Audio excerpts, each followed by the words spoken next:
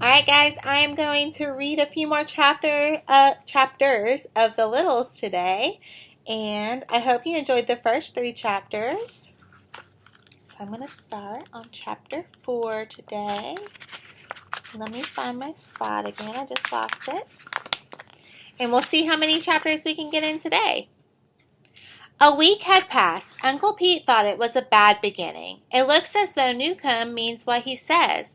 The place is a mess since they came. He pushed his plate away and threw down his napkin, and I'm getting tired of hamburger. No matter, said Mr. Little. It'll be over one day, and the Biggs will return. No harm done. Something bad will come of it. You'll see, said Uncle Pete. Well, at least they don't have a cat, said Lucy Little. That's right, said Miss Little. She smiled at her family. Lucy is looking on the bright side. Things could be worse. Bah, said Uncle Pete. Right now I'd rather have trouble with a cat than eat this cooking. So I bet that's Lucy Little on number 4. And here is the meeting. I suppose I should have learned to cook, said Miss Little. She looked around the table. Miss Big was such a good cook, it didn't seem necessary for me to cook too. I guess she spoiled us. All the Littles nodded. Suddenly Granny Little spoke. Watch out for mice. Why do you say that, Granny? Said Mr. Little. There are no mice in this house. George Big wouldn't stand for it. Granny Little looked sharply at Mr. Little. There will be mice, she said. Then she straightened the shawl on her shoulders. Don't worry, Granny, said Mr. Little. You're thinking of the old days. This is nothing like the old days. Chapter 5. All day Miss Newcomb worked hard at her writing. In the evening, after dinner, she read what she had written to Mr. Newcomb. They sat in the living room. Sometimes Mr. Newcomb drew pictures of his wife while she was reading. The Littles became interested in the story. They would rush through their dinners so they wouldn't miss anything. You can see a little on the number 5.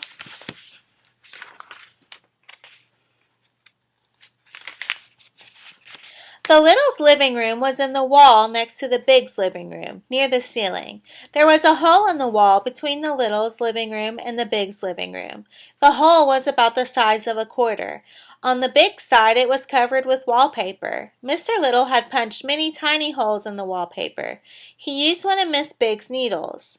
Voice could be heard through the tiny holes. Most of the time the holes was plugged up with a cork on the Little side. As long as the cork was in the hole, no one could hear the Littles. When the cork was taken out, the Littles would be very quiet and listen. The cork was always out when it was story time. Miss Newcomb's soft voice would float up through the hole. The Littles sat comfortably in their favorite chairs and listened.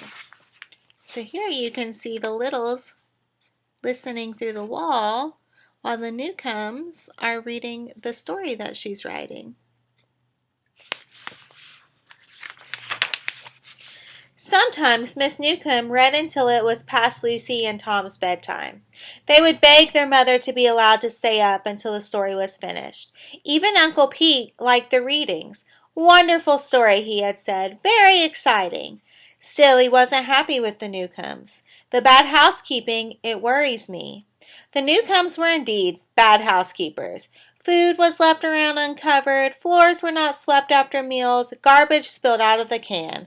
When the lid fell off, it wasn't put back on. All those crumbs! Mark my words, Granny said. There will be mice. One day in June, Mr. Little rushed into the living room. He slammed the door behind him. Granny was right, he said. I've been hoping it wouldn't happen, but it has. They've come. The mice are here. What can we do? Said Miss Little. She locked the door behind her husband. First, you, Tom.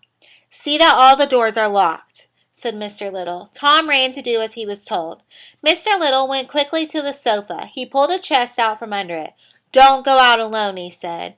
Go armed at all times. Mr. Little opened the chest. He looked up at his wife. Who would think that this generation of Littles would have to open this weapons chest? And here are their weapons.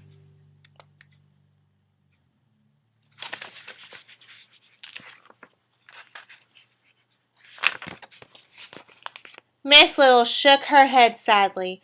But, Father, said Lucy, I don't know how to use a bow and arrow. Uncle Pete will teach you and Tom how to shoot, said Mr. Little. He was a crack shot during the mice invasion of '35. Uncle Pete, my father, and their brothers held off the mice from this very room until help arrived from the Smalls down the road. That's when I got this limp, said Uncle Pete. A huge 3-inch mouse broke through the door and grabbed me by the foot. He dragged me out of the room. My brother Tim, God bless him, came after me and shot him. Is that when Uncle Tim lost his life? Said Tom. That's when it happened, said Uncle Pete. One of those big mice jumped him from behind. I finally chased it off with my knife, but it was too late. Uncle Pete wiped his eyes. Poor Tim. He was the only little we lost in that terrible year. We won't go looking for trouble with the mice, said Mr. Little. These weapons are for protection only. He brought out a bow with a quiver of arrows from the chest. On the wooden bow was carved, made in 1825 by Chas. B. Little. Suppose they come after us, said Tom. He picked up the bow and tried to put the string on it. Maybe they won't, said Mr. Little, as long as there's plenty to eat. I'm for going out and attacking them, said Uncle Pete. Teach them a lesson before they start to bother us. The way I figure it, said Mr. Little, after a while the Newcombs are bound to find out they have mice. When they do, they'll set traps, and that'll be the end of it. Chapter 6, and there's a little with a sword going through the 6. Every night for a week, Mr. Little and Tom watched the Newcombs at dinner time. Mr. Little wanted to find out if the Newcombs had seen the mice and what, if anything, they were doing to get rid of them. Tom and his father hid high above the dinner table in a secret lookout place near the ceiling light. They could see everything that went on in the room. Below them, the Newcombs were finishing their dinner. I saw a hummingbird outside the study window today, said Miss Newcomb. It was feeding on the iris. Marvelous, said Mr. Newcomb. Would you mind passing the butter? That's a rare thing to see, you know. They're so tiny and timid. And fast, said Miss Newcomb. I moved closer to the window for a better look, and it was gone in a flash. Mr. Newcomb sipped his coffee. Dear, don't you think this coffee is a bit weak again? Miss Newcomb nodded. What's the bird that sounds like a rusty iron gate? Above them the Littles listened. The Newcombs talked about many things, but as usual neither one said anything about the mice. Let's go, said Mr. Little to Tom. They haven't seen the mice. Oh, let me show you the picture. So the Newcombs are sitting here eating. They haven't seen the mice yet.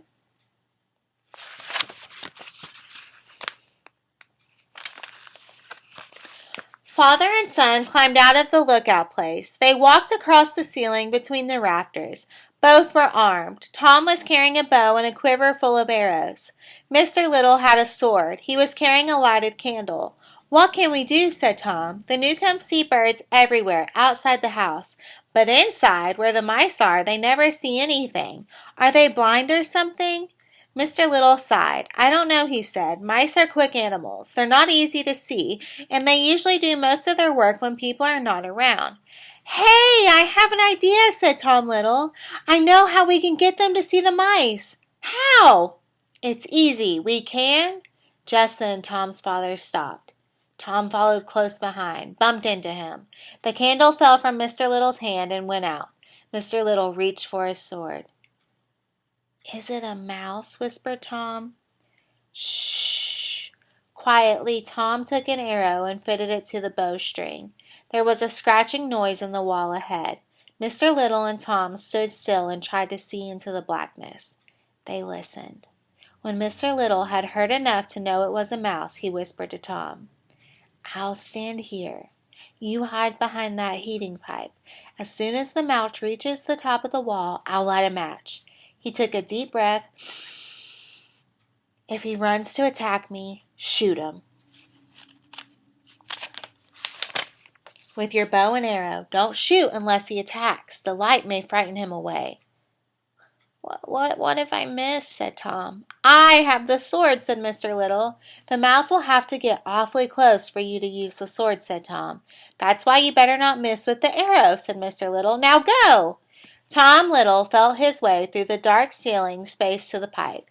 He drew the arrow across the bow and pulled the string back with all his might. Then he aimed into the darkness towards the sound of the scratching. The noise grew louder and louder. From the sound of it, Tom thought the mouse was climbing near the Littles' tin can elevator. He hoped the mouse hadn't gnawed through the string. The boy had never seen a mouse. He had, of course, heard many scary stories about them. He was ready for something terrible. Suddenly there was a burst of blinding white light. His father's match. Shadows danced. Tom Little blinked, then he saw the mouse. It was climbing up over the edge of the wall. Its eyes were like black mirrors, shining black the light of the match. Tom forgot what his father had told him. He didn't wait for the mouse to attack. Instead, as soon as he saw the beast, he shot the arrow. It flew through the air and struck the mouse in the foreleg. The mouse squealed. And you can see Tom with the bow and the mouse. "Nuts!" yelled Tom. "I forgot!" He shot another arrow. By that time, the mouse had climbed over the wall. As it struggled to its feet, the second arrow hit it in the rump. It squealed louder. The arrows didn't stop the mouse. It crawled towards the light. A low, snarling growl came from deep in its throat. Mr. Little stood his ground in the middle of the ceiling space, 4 feet away from the oncoming mouse. In one hand he held the sword at arm's length, pointed at the mouse. In the other hand he held the burning match high over his head like a torch. Then he lowered the match torch and pointed it at the mouse. Suddenly the mouse turned and limped away. All right, that is the end of chapter 6 today. So tomorrow I will read hopefully 3 more chapters. And we should finish this book by the end of this week. I hope you're enjoying it. It's one of my favorites. If you have any questions, please message me. I'd love to hear from you. Bye, guys.